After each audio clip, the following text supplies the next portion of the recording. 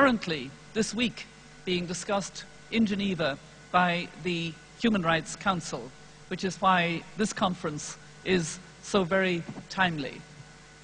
So let me begin with my experience as High Commissioner for Human Rights. It was my mandate to try to give leadership within the United Nations on human rights issues, on the covenants and conventions which governments had signed and ratified.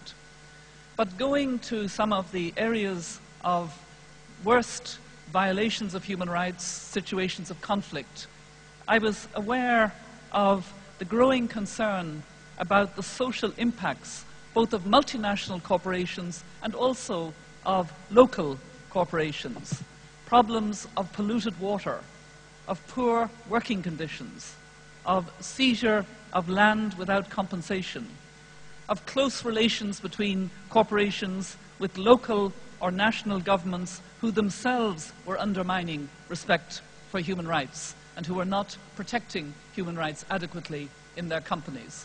So that was the first take, if you like, on corporations, that at local level in communities they were often not seen as protective or responsible in relation to human rights. But we participated in a very active debate under Secretary General Kofi Annan and recognized that coming into the 21st century, the private sector is vital for the future and for progressive policies in any country, and very important here on the continent of Africa. And this led to an awareness that the United Nations should engage with corporations. And the first engagement with corporations was a voluntary engagement, seeking to have corporations voluntarily sign up to the 10 principles of the United Nations Global Compact. I'm sure that in this room a number of you are aware of those 10 principles. For those of you who want to look more deeply, check out the website at www, and then all one word, unglobalcompact.org. I'm aware that there is a network of the Global Compact here in Nigeria, and a number of Nigerian corporations have adopted the 10 principles. And they reflect the broad normative framework of the United Nations in the area of principles and values. The first 2 principles are to uphold the Universal Declaration of Human Rights and not be complicit in its violation. And then environmental principles, labor standards, and the 10th principle is to tackle corruption. It was added a little bit later. There are now over 7,000 companies and also trade unions and NGOs who participate in the Global Compact, and there is an ambition to raise the number of corporate members to 20,000 by 2020.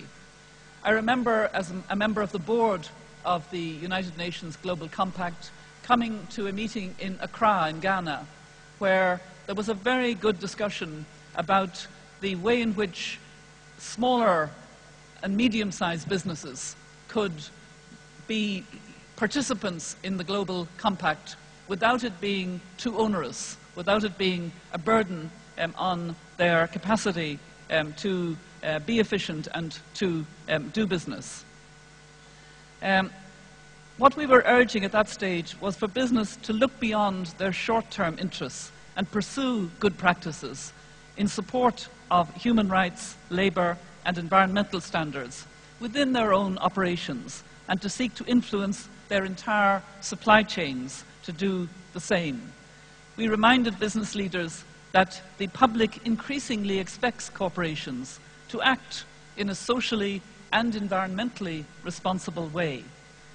We went beyond what is generally, as I said, known as corporate social responsibility to point to the shared global framework of human rights principles that pertain to all people all over the world.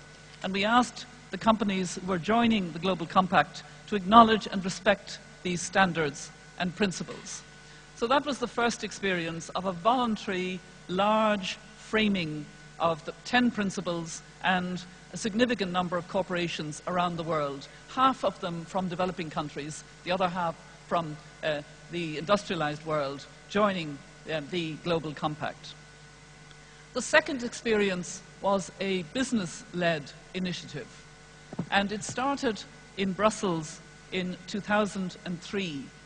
I was asked to be honorary chair of a new business-led initiative called the Business Leaders Initiative on Human Rights, which came under a kind of initials of BLIHR, so we called it BLIR.